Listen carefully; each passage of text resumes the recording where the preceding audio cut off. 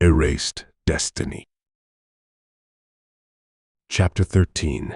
Good Neighborly Relations. The would-be hunters arrived at the gates of Astera at 10 in the morning. On horseback, they rode up to the town hall. Chich was situated close to the city gate. While riding, Merigold noticed the first of the differences between the cities. The streets of Astera were wide and well-maintained, full of carriages, and even more carriages. Another difference were benches in front of houses, shops, and community buildings. Benches and big pots with flowers, namely asters. Yet another difference observed by Merigold was seekers sneaking between the carriages. Near the town hall, Merigold spotted their base and 2 buildings away an inviting-looking inn. The guards patrolling the streets seemed to be absent in the town. Looking around, Merigold collided with a horse. She muttered an apology and rushed after Topaz. "Please wait here for me. I'll settle the matter and come back to you."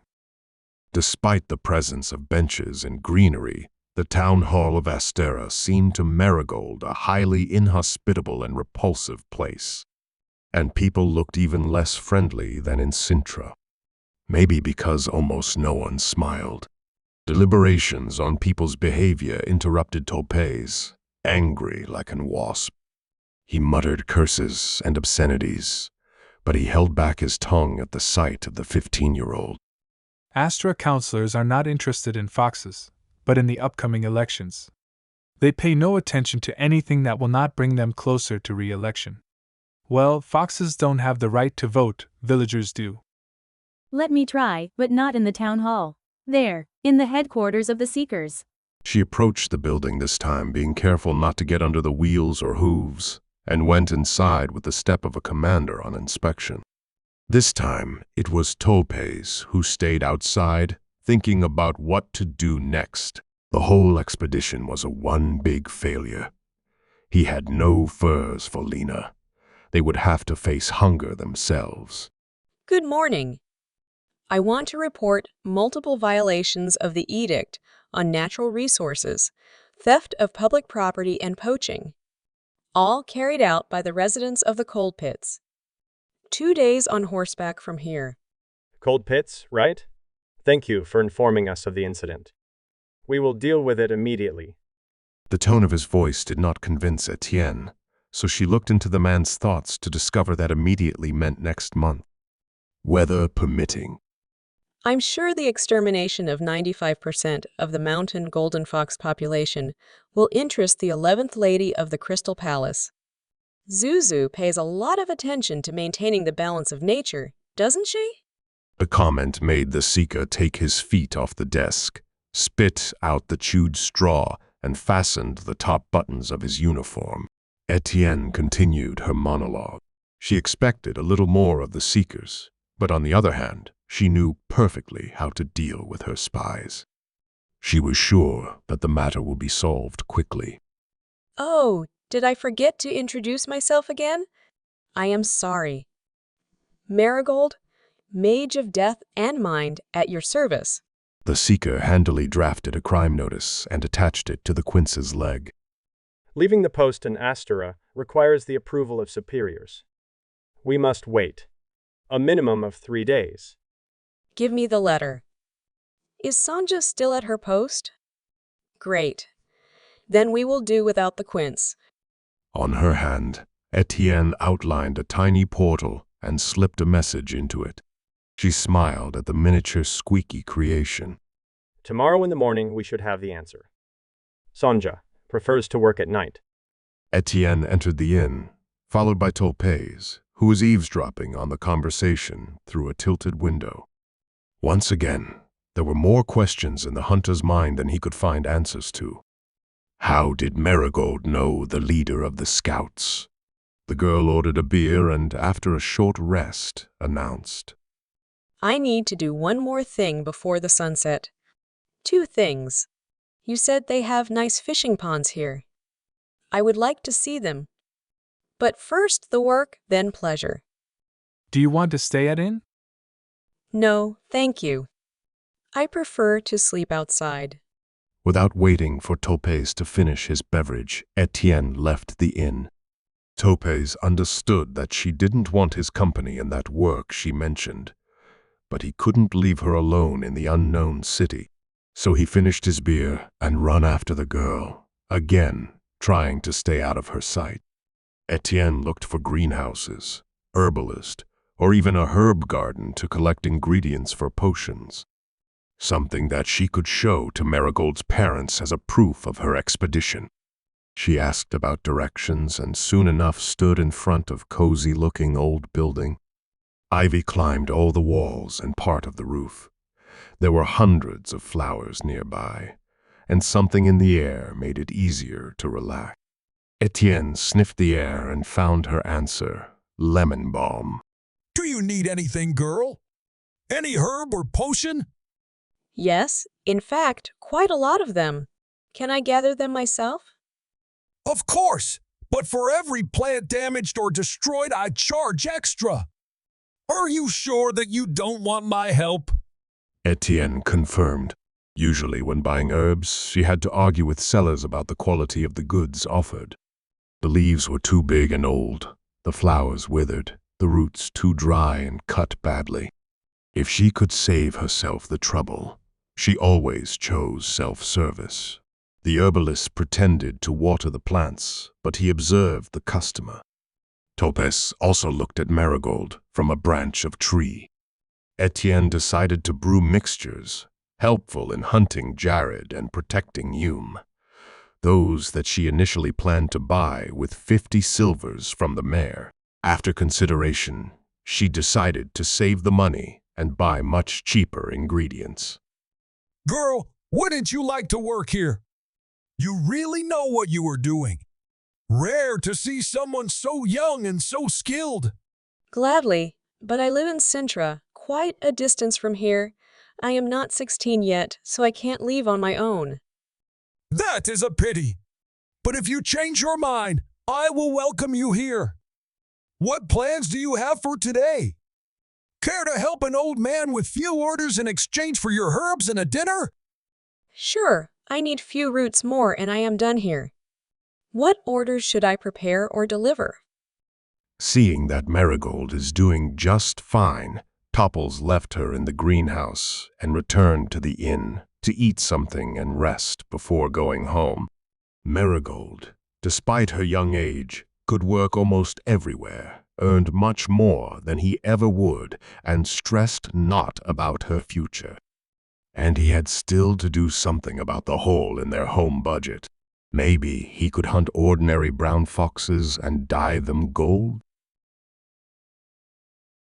On the evening, Topaz found Merigold by the water, sneaking up on a boat moored near the shore.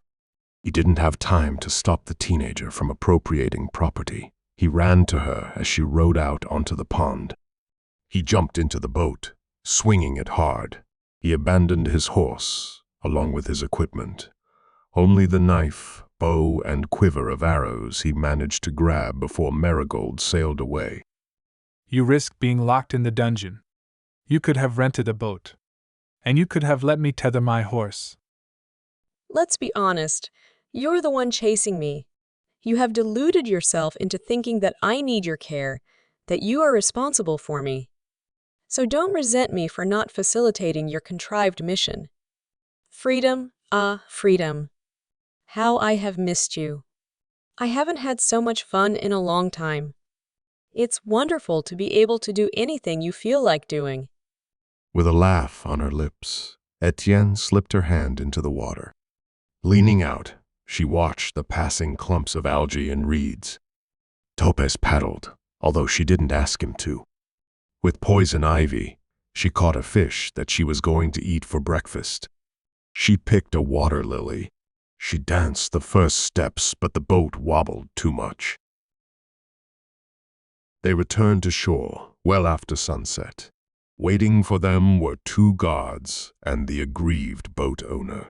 It was he who spotted the thieves and loudly demanded that they be imprisoned in the dungeon. Etienne hid Topaz in the darkness, while she herself dressed in the illusion of a beautiful dress. Explain yourself, miss. I wanted to sail. Sorry, I borrowed this boat. If I made you uncomfortable, I will pay for the use. She handed the guard one piece of silver and got off the boat, assisted by the man. You should be more careful, miss. The parents are surely very worried about you. Oh, they know how I like the ponds. They are waiting for me in the inn. Which way should I go? Oh, did I get lost? We will escort you to the inn. You shouldn't be walking alone so late in the night. The guards hoped to make some extra money, and Topaz had to admit that even without his help, Merigold was doing great. She got out of a troublesome situation with dignity and charm, without resorting to violence. He quietly stepped ashore and began to look around for the horse. She is a thief. Fish? She caught a fish. This fish was already in the boat when I unmoored it.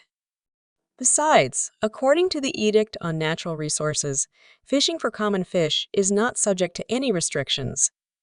But this is a private pond. And certainly the fish was not in the boat. It didn't jump in on its own either, because it's a bottom-dwelling species. She probably hides nets under her skirt. Poacher. The guard pushed the brawling man away. To end the annoying discussion, Etienne casted a curse of darkness on the man. Silently, almost without moving her fingers. She only slightly nodded her head. Ah, it's a witch. I have gone blind. People, help me. This was too much for the guard. He slapped the fisherman on the back, so he collapsed in the muck. Oh, that was quite rude. Is everyone here so unfriendly? Some. Since Mr. Derman bought out the surrounding ponds, the fishermen have to pay him for every fish they catch, hence their nervousness. Why then did the city sell the ponds? Counselors needed the money. Who knows what they spend that money on? Etienne nodded and handed the guards 5 more coppers each for their patience. With this, she won their gratitude and continued favor. On the second day, the answer from the Crystal Palace finally came. It was brought by a seeker who had been teleported to Astera. Neither Sonja nor anyone higher up had bothered to investigate in person, which on the one hand pleased Etienne, but on the other worried her. Why wasn't Sonja surprised that the piece of paper itself appeared in her hand? In the past, only a few could create miniature portals. What was it like now? Yes, well, the Lady of the Crystal Palace issued a decree on the cold pits. She has established a golden mountain fox reserve there, which means that no one is allowed to hunt there, until further notice. The residents of the cold pits will be resettled elsewhere. Their possessions, especially the skins of foxes, will go to the palace as evidence of the crimes committed. The seekers will investigate the case, and the guilty poachers will be handed over to the palace. That's all. The forfeiture of the property meant that the skins could not be redeemed. 10, pretending to be satisfied with the decree, left the seekers' quarters. I know you cared about that fur. I'm sorry it turned out this way. You know, I am very positively surprised. I did not expect such a quick response, nor such a prudent verdict. Yes, it is a good decree. I hope that foxes survive the winter, grow in numbers next year, so we can skin them. Don't make such face. It was a joke. It's not the same, but Lena will make a different fur for you. Maybe not as pretty, but just as comfortable and warm. What do you think? Silver? Anything but silver. I don't mind that white-brown fur of ordinary mountain fox. Let's return home. The trip took us much longer than expected. Do you think that Lena cooked enough for a whole month?